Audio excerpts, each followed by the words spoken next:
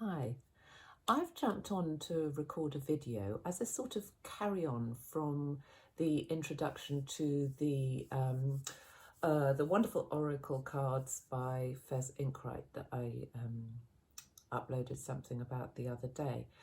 Because even though that was an introduction, I drew a couple of cards as a part of it, and there was a message in there about kind of withdrawing a little bit from the trying to control everything, or this is what I took from it anyway, and also looking to community. And that echoed a lot of things that other people are saying, and also stuff that I'm tuning into myself. So I thought, I wonder if it would be quite interesting to actually pull some cards on that.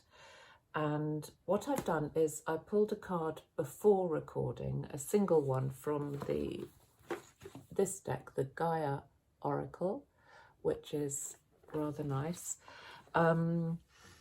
just to ask about this current situation we're in now, coming into autumn, coming into a big change in energy, it feels like to me. And we're being encouraged, most of us, if not all of us, to worry, aren't we, about, quite rightly so, about fuel, about the rising cost of food, and no doubt other stuff, as there'll be knock-on effects. And yeah, that is worrying.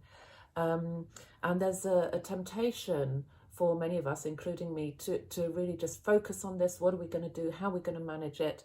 And that creates, if we talk about energies, it kind of gets us tuned into the lower end of energies, you know, fear, worry, anxiety, and so on, which, as we all know, isn't the most comfortable place to be. And also it kind of dampens down our ability to connect with joy, to connect with optimism, to connect with hope. And of course it does. When things are worrying, they're worrying. But one of the reasons I'm being led to actually say this in the way that I am is that the card I pulled before beginning to record from the Gaia Oracle deck is this one. It's number 11, rising above, and what are the other words? Clarity, freedom, solution. And what this card is about, I think it's a beautiful card. It's about, without pretending that things are the way that they are, it's about just taking ourselves to a higher perspective, taking ourselves out of the situation. In the book, the author, Toni Carmine Salerno, says, the white dove flies high above the earth and is able to see things from a higher perspective. She suggests that you do the same. We can't do this physically, obviously, but as she says, you can do it mentally by disconnecting emotionally from the present situation. So it's really, it's not about pretending it isn't happening. It's just about realizing, perhaps, this is my words now, how much we are being encouraged to stay in a state of worry, of fear, of anxiety, of, oh my goodness, how am I going to be able to manage it? No matter what the situation is, this is back to the booklet, stop thinking about it. You are currently too close to see things clearly. A simple solution exists. I don't know what that is. This will become clear to you once you let go. Stop focusing on this situation for a while. Bring your awareness within. Close your eyes, relax, meditate, surrender, let go.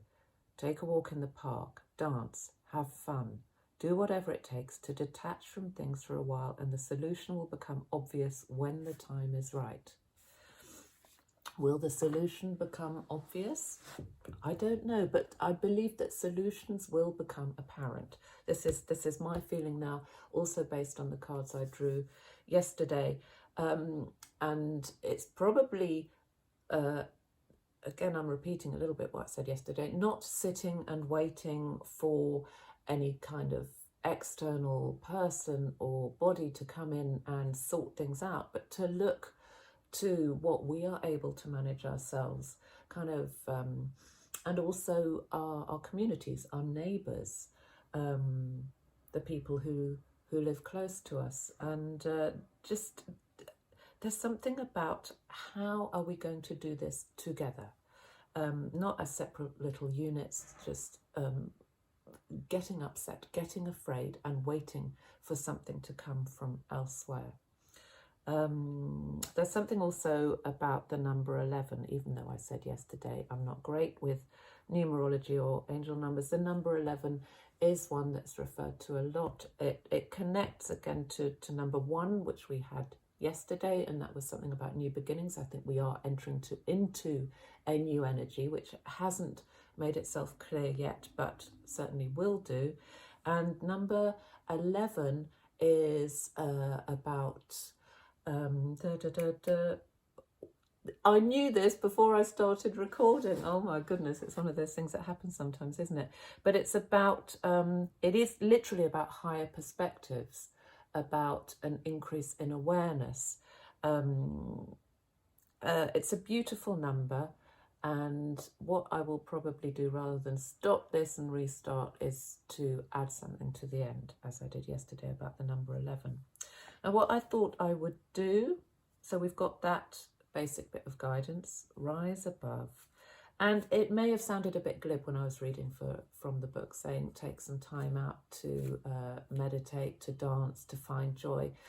But it is something that is possible to do. We can shift our vibration very quickly, however, whatever situation we're in, by willfully focusing on something joyful, like a piece of music that we love, like having a bit of a dance in the kitchen, maybe even feeling a little bit daft while we're doing it, but it has a physical effect. There's that whole sort of biofeedback business going on, that if we move our bodies in a particular way, that has an effect on how we feel. If we shift our focus, even if it's only for 5 minutes, that has an effect too. Right, what am I going to do? I'm going to pick 3 cards from my Rider-Waite tarot deck, and I'm going to use this spread, which I learned from Biddy Tarot, which I find useful in many, many different situations. First card, what can we do more of? Second card, what can we do less of? And third card, what can we carry on doing? And that's in this movement into the autumn and into the new energies, whatever they may bring us. Okay, let's see.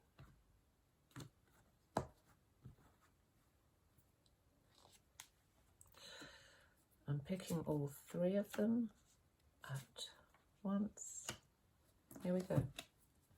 The first one is the Fool, the first of the major arcana, sometimes referred to as the beginning, the beginning steps of the Fool's journey, which then carries on throughout the rest of the major arcana.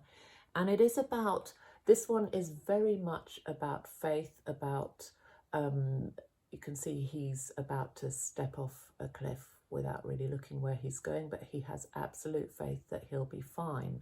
The little dog is maybe yapping a bit and going, oh, be careful, but he is willing to take that risk. He's got a certain sense of naivety, and so this is the card that connects with what could we do more of? What could we do more of?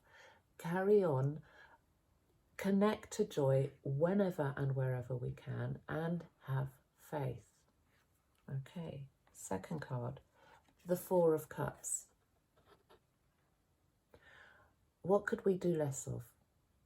We could do less of focusing on what we don't have, and be aware that if we lift our gaze, or expand it to be able to see more than what we're currently looking at, we can see what becomes available to us that we weren't aware of before. So what we can do less of is focus on what we don't have, focus what isn't going so well.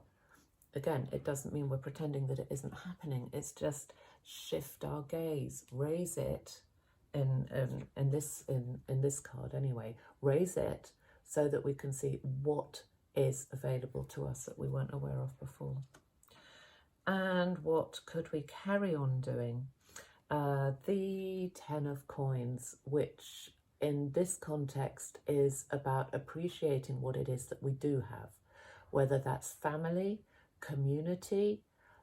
Coins do often refer to money, so even though the focus certainly in the media and what we're being encouraged to think about is what we do not have, lack, focus more or carry on appreciating and being grateful for what it is that we do have.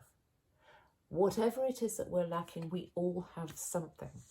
And the more we are able to remember that, apart from anything else, it's very easy to forget. The more we're able to appreciate it and be grateful for it.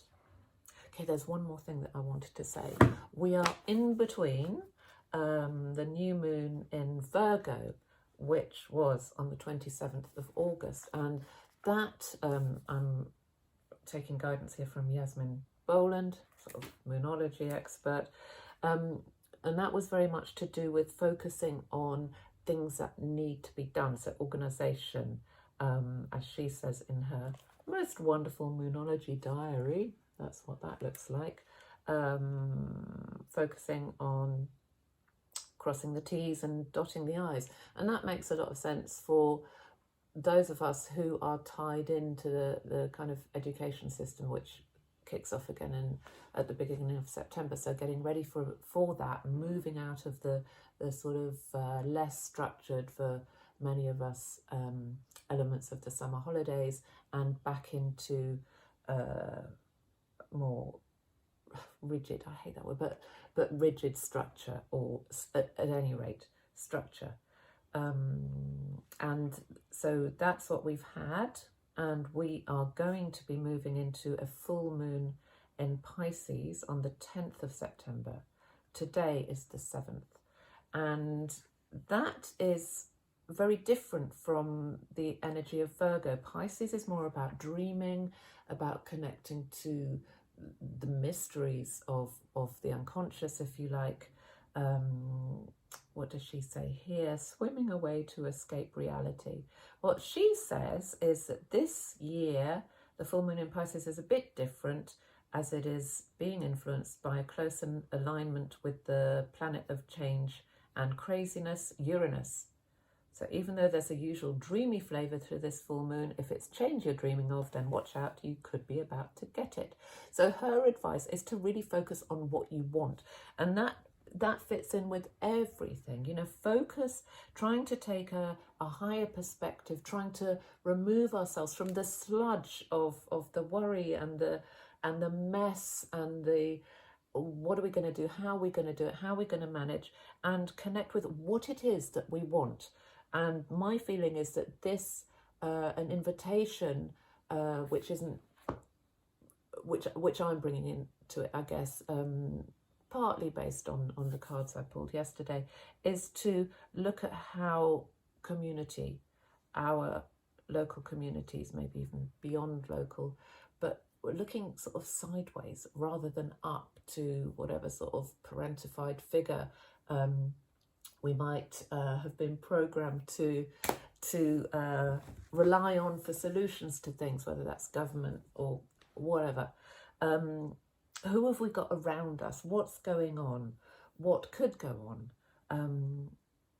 And taking that time, even those 5 minutes, to connect with whatever joy and optimism we can. Right. Hope that was helpful, and thanks for listening. See you soon. Bye.